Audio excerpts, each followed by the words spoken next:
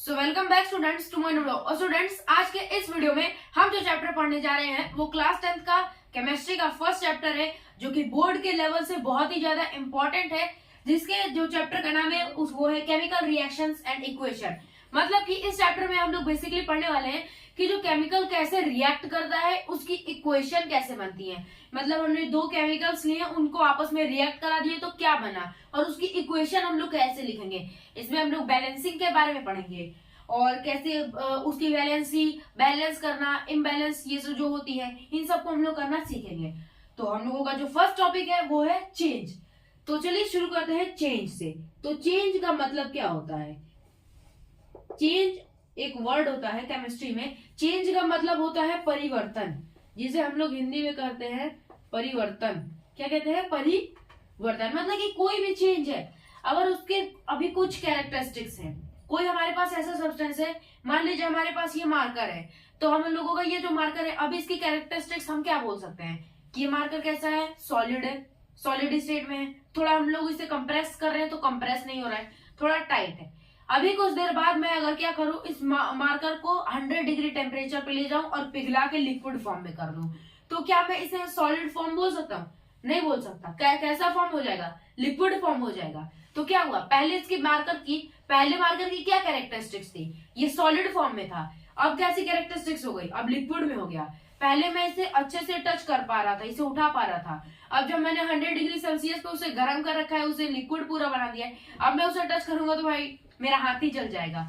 तो क्या हुआ, कैरेक्टरिस्टिक्स में चेंज आए ना, आए कि नहीं आए? तो इसी चीज को हम लोग कहते हैं चेंज। इसी बेसिस पे चेंज को 2 टाइप्स में डिवाइडेड किया गया है। एक होता है फिजिकल चेंज, एक होता है केमिकल चेंज। तो फिजिकल चेंज क्या होता है? पर्टिकुलर डेफिनेशन, कोई भी सब्सटेंस की जब फिजिकल प्रॉपर्टीज में चेंज आए, व्हाट फिजिकल प्रॉपर्टीज में किसी भी सब्सटेंस की चेंज आए, तो उस चेंज को हम लोग क्या कहते हैं? Physical change. फॉर एग्जाम्पल, मैंने ये हम लोग अब इस बार क्या करते हैं, इस बार हम लोग वही मार्कर वाला एग्जाम्पल लेते हैं। इसकी फिजिकल अगर मैंने इस मार्कर को 2 टुकड़े में तोड़ दिया, फॉर एग्जाम्पल मैंने इस मार्कर को ब्रेक कर दिया, तो इसकी फिजिकल प्रॉपर्टीज में चेंज आया। पहले कुछ ऐसा दिखता था, अब मैंने तोड़ दिया तो ये मेरे पास 2 इक्वल पीसेस में आ गया। तो क्या हो गया? ये चेंज हो गया। बट ये चेंज टेम्पररी होता है, मतलब कुछ देर के लिए होता है। मैं चाहूं तो क्या करता हूँ, इस मार्कर को वापस से फेविक्विक से जोड़ सकता हूँ, मैं इसे वापस जोड़ सकता हूँ। तो क्या हो गया, इसकी वापस से फिजिकल प्रॉपर्टीज वैसे ही आ जाएंगी। मैंने जब इसे तोड़ा तो मैं इसे 2 हाथों में ऐसे पकड़ा था, अलग अलग हो गए थे, साइज छोटा हो गया था। बट मैं जब इसे फेविक्विक से वापस से जोड़ दूंगा तो मैं इसे एक ही हाथ में पकड़ रहा हूँ, प्लस साइज वापस उतना हो गया। मतलब ये चेंज क्या हो गया? रिवर्स हो गया। मैं इसे रिवर्स कर सकता हूँ। तो फिजिकल चेंज टेम्पररी होते हैं, मतलब हम उन्हें वापस से जैसे अगर तोड़ दिया तो वापस रिवर्स कर सकते हैं। But composition and mass did not change. इसका कॉम्पोजिशन नहीं इसका कॉम्पोजिशन जो है वो नहीं चेंज हो जाता है। जैसे जब मैंने इस मार्कर को तोड़ा तो क्या ये लिक्विड बन गया? नहीं ना, सॉलिड था, सॉलिड ही रहेगा। तो कॉम्पोजिशन चेंज नहीं होता है। आप कोई भी एग्जांपल ले सकते हैं। फॉर एग्जांपल, आप जिस नोटबुक में लिख रहे हैं, नोटबुक के पेज को आप फाड़ोगे तो क्या होगा? जब आप नोटबुक पे लिख रहे थे उस पेज में, जब नोटबुक के अंदर वो जो पेज था तब भी आप उस पर लिख रहे थे, जब आप उसे फाड़ोगे तो भी आप उसे लिख रहे हो। वो थोड़ा सॉलिड फॉर्म, इसको हम लोग पेपर को क्या है, सॉलिड फॉर्म मानते हैं। मतलब बस उसका वेट क्या होता है, मास कम होता है, बट वो भी सॉलिड ही होता है ना। तो सॉलिड फॉर्म में है। जब आपने पेज फाड़ दिया, उसके 4 टुकड़े कर दो तो भी सॉलिड ही फॉर्म में है। बस उसके क्या हो गया है, वो थोड़ी देर बाद हम लोग चाहे तो उसे वापस से जोड़ सकते हैं। हम लोग वापस से जोड़ सकते हैं ना, रिवर्स कर सकते हैं। तो ये कैसा चेंज हो गया? ये चेंज हो गया फिजिकल चेंज। इसके और एग्जांपल अगर देखे जाए तो एवोपरेशन, एवोपरेशन ऑफ वाटर। हमने पानी ले लिया, पानी किस फॉर्म में है? हमने जब वाटर को लिया तो वाटर किस फॉर्म में है? वाटर लिक्विड फॉर्म में है। किस फॉर्म में है? लिक्विड फॉर्म में है। जब हम लोग इसे क्या कर देंगे, फ्रिज में रख देंगे, यानी टेम्परेचर को कम कर रहे हैं, टेम्परेचर को कम कर रहे हैं, फ्रिज में रख देंगे तो ये कैसा बन जाएगा? वाटर जो होगा सॉलिड फॉर्म में आइस में बन जाएगा, आइस में बन जाएगा। और जब इसको हम लोग क्या कर दें, अगर इसी आइस को वापस से जब मेल्ट होगा तो ये वापस वाटर बन जाएगा। तो यहाँ पे क्या हुआ, चेंज वापस से रिवर्स हुआ कि नहीं हुआ? पहले अभी देखिए, पहले लिक्विड में था, देन उसके बाद कैसा हो गया? सॉलिड हो गया। सॉलिड होने के बाद देन वापस से लिक्विड में आ गया। चेंज क्या हो गया? रिवर्स हो गया। अब इसी वाटर को हम लोग क्या कर दें, अगर हम लोग इसी वाटर को हम लोग गर्म कर दें, ज्यादा टेम्परेचर दे दें, तो ये स्टेम बन के भाप की तरह से निकल जाएगा और इन्वायरमेंट में चला जाएगा। बट हम क्या करें, हम इसे कंटेनर में, अगर इसी केमिकल रिएक्शन को हम लोगों ने कंटेनर में अगर करेंगे तो क्या होगा, जो वाटर ऐसे वाटर वेपर्स में जाएगा, वापस से हम लोग उसे इकट्ठा कर लेंगे। जब वाटर वेपर्स जो है वो गैस के फॉर्म में निकल जाएंगे, मगर जब हम लोग वापस से जब इन्वायरमेंट में जाता है, इन्वायरमेंट में कंडेंसेट हो जाएगा, जिसके बाद वो वापस से वाटर ड्रॉपलेट्स में बन जाएगा। तो ये क्या हुआ, वापस से वो लिक्विड फॉर्म में आ गया, लिक्विड, सॉलिड और गैस। ये क्या है, ये साइकिल ऐसे चलता रहता है, ये साइकिल चलता रहता है। तो ये कैसा चेंज हो गया, फिजिकल चेंज हो गया। तो क्या हम लोग बताइए, हम लोग ने इसकी कॉम्पोजिशन से कोई छेड़खानी की नहीं की। वाटर था, लिक्विड मतलब वाटर था, H2O से बना था, और जब हम लोगों ने सॉलिड फॉर्म में ले लिया तो भी H2O, जब इसे स्टेम में ले गए तो भी H2O। तो क्या हमारे कॉम्पोजिशन में कोई चेंज आया, नहीं आया। वापस से टेम्परली मतलब वापस से रिवर्स भी हो गया। इसके मास में भी चेंज नहीं आता है। आपने 100 ml अगर वाटर लिया होगा तो सॉलिड में भी करोगे तो उतना ही मास रहेगा, गैस में भी करोगे उतना ही मास रहेगा। अब आप गैस में करने जाओगे तो हाँ आपको मास की कमी लगेगा कि आपको हाँ मास कम हो गया, बट वो क्या होता है, जो इन्वायरमेंट में ना चला जाएगा आपस, वो इन्वायरमेंट में फैल जाएगा, जिसकी वजह से मास की कमी आ गई। बट आप उसे कंटेनर में रखोगे, देन वाटर वेपर्स निकलेंगे, देन आप उसको काउंट करोगे तो उसका मास उतना ही रहेगा जितना पहले था। कटिंग ऑफ वुड, वुड को हम लोग अगर काट दे, जैसे लकड़ी को हमने काट दिया तो लकड़ी को हम पहले भी जला सकते थे, अब भी जला सकते हैं, उसका जो कॉम्पोजिशन पहले था वैसे भी कॉम्पोजिशन है, तो कटिंग ऑफ वुड हो गया। आप ऐसे फिजिकल चेंज के बहुत सारे डेली लाइफ में एग्जांपल ले सकते हैं। बात करते हैं मेन केमिकल चेंज की, जो कि हम लोगों का इसका इंपॉर्टेंट सा टॉपिक है, केमिकल रिएक्शन एंड इक्वेशन का। सब्सटेंस अंडरगोइंग चेंज, जो कि देखिए केमिकल चेंज में क्या होता है, केमिकल चेंज में जो हम लोगों का जो सब्सटेंस होता है उसको न्यू सब्सटेंस मिल जाता है। जब हमने दो सब्सटेंसेस को जब हम आपस में रिएक्ट करा देंगे तो नया सब्सटेंस आ जाएगा, तो ये एक केमिकल चेंज हो गया। वो अपनी फिजिकल जो उसका जो कॉम्पोजिशन और मास है वो चेंज हो जाता है।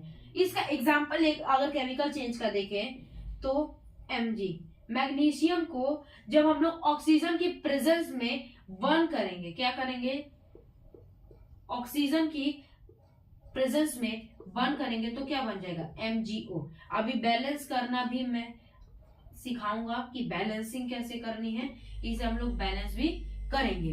तो ये क्या बन जाएगा, MgO। मैग्नीशियम को अगर हम लोग, मैग्नीशियम रिबन होता है, एक मैग्नीशियम रिबन होता है, अगर हम लोग उसे ऑक्सीजन की प्रेजेंस में जला देंगे तो वो क्या बन जाएगा, मैग्नीशियम ऑक्साइड बन जाएगा, MgO, magnesium oxide. That is a chemical change. So हम लोग यहाँ पे चेंज के बारे में पढ़ लिए। अब हम लोग समझते हैं कि केमिकल चेंज या फिर केमिकल रिएक्शन क्या होते हैं। अब हम लोग समझते हैं कि केमिकल रिएक्शन क्या होता है।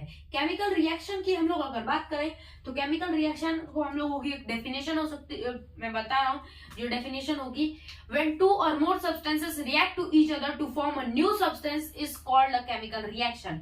मतलब कि व्हेन टू और मोर सब्सटेंसेस, जब दो और दो से ज्यादा सब्सटेंस आपस में क्या करते हैं, आपस में एक दूसरे के साथ रिएक्ट करते हैं तो क्या बनता है, न्यू सब्सटेंस बनता है। Ignore my writing please. Okay, so new substance जो बनता है उसी को हम लोग कहते हैं केमिकल रिएक्शन। एक एग्जांपल से हम लोग समझते हैं, जो हम लोगों ने पिछला एग्जांपल लिया, एक Mg एक सब्सटेंस हो गया प्लस ऑक्सीजन ये एक सब्सटेंस हो गया, तो ये दोनों आपस में जब रिएक्ट करें तो क्या न्यू सब्सटेंस बना, हाँ कौन सा न्यू सब्सटेंस बना, MgO। मैग्नीशियम प्लस ऑक्सीजन को हम लोगों ने आपस में क्या किया, यहाँ पे हमने मैग्नीशियम और ऑक्सीजन दो सब्सटेंस है, ये लोग आपस में रिएक्ट करे तो नया सब्सटेंस बना, और वो नया सब्सटेंस क्या है, MgO, मैग्नीशियम ऑक्साइड। क्या हो गया, मैग्नीशियम ऑक्साइड, ये है न्यू सब्सटेंस। और टू और मोर सब्सटेंसेस जो इधर के हो गए, तो क्या हो गया, magnesium plus oxygen is equal to MgO। उसी तरीके से हम लोग क्या करते हैं, एक और एग्जांपल ले लेते हैं, Zn प्लस H2SO4 लिखा है, तो Zn प्लस H2SO4 क्या बनेगा, जिंक ज्यादा रिएक्टिव है हाइड्रोजन से। अभी मैं आपको बताऊंगा कि कौन ज्यादा रिएक्टिव है, आप कैसे इसको बना सकते हो। अभी बेसिकली आप यहाँ पे ये देख लो, ये बनेगा ZnSO4 प्लस H2 बाहर निकल जाएगा। क्यों बाहर निकल जाएगा, क्योंकि यहाँ पे जो जिंक है H2 को, हाइड्रोजन को डिस्प्लेस कर दिया, जिससे हाइड्रोजन क्या है, इवॉल्व आउट हो जाएगी, बाहर निकल जाएगी। तो ये हम लोगों का ये जो दो सब्सटेंस हुए और ये उसका प्रोडक्ट हुआ। बात करते हैं कि what forms in a chemical reaction. जब कोई भी केमिकल रिएक्शन होती है तो उसमें क्या क्या कुछ ना कुछ फॉर्म होता होगा, कुछ उसकी कैरेक्टरिस्टिक्स होती होंगी, तभी ना हमें भाई पता चलेगा कि हाँ यहाँ पे कोई केमिकल रिएक्शन हुआ है। वरना किसी ने बोल दिया भाई magnesium plus oxygen is equal to MgO, तो क्या हम कुछ मानेंगे भाई कि उसका भाई कुछ उसमें होना भी तो चाहिए कि हाँ उसकी कुछ कैरेक्टरिस्टिक्स है, तब हम मानेंगे कि हाँ भाई वो केमिकल रिएक्शन हुआ है। पहला फॉर्मेशन ऑफ प्रेसिपिटेट। जब हम लोग प्रेसिपिटेट पढ़ेंगे, प्रेसिपिटेट रिएक्शन, तो उसमें प्रेसिपिटेट समझाऊंगा, तो अभी हम लोग इसको साइड कर देते हैं। इवोल्यूशन ऑफ गैस, मतलब कि अगर जब भी केमिकल रिएक्शन होता है तो हमेशा कोई ना कोई गैस निकलती है। यहाँ पे हम लोगों ने मैग्नीशियम प्लस ऑक्सीजन को आपस में कंबाइन किया था तो कुछ ना कुछ हीट की तरह निकले थे, कुछ गैस बाहर निकली थी, तो वो क्या हो गया, MgO जब बना था तो इवोल्यूशन ऑफ गैस हुआ। जब हमने मैग्नीशियम और ऑक्सीजन को जलाया था तो क्या हुआ, कुछ ऐसे बहुत, मैग्नीशियम और ऑक्सीजन जब आपस में जलते ना, तो जैसे कि आपका फुलझड़ी होती है ना, फुलझड़ी की तरह जलता है, तो उसमें टेम्परेचर में भी चेंज आता है। वहां पे क्या हुआ, एक्सोथर्मिक एक प्रोसेस हो रही है। जब हमने मैग्नीशियम रिबन को ऑक्सीजन की प्रेजेंस में जलाया तो हीट लार्ज अमाउंट में निकलती है, हीट निकलती है।